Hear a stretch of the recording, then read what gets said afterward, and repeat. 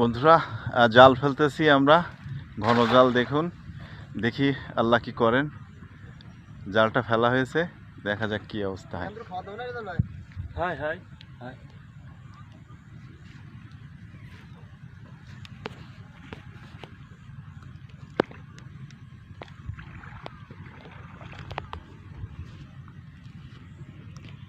জালটা এখন তোলা হচ্ছে, দেখি এর মধ্যে আল্লাহ কি দেয়।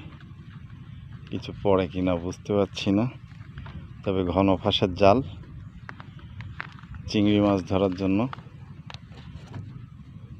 দেখি শেষ পর্যন্ত কি হয়, সাথে থাকুন। পড়ছে মাছ, কিছু বোঝা যাচ্ছে। হ্যাঁ, ওই যে ছোট ছোট চুরুটে উঠতেছে। জালটা একটু ভালো করে ধুই না।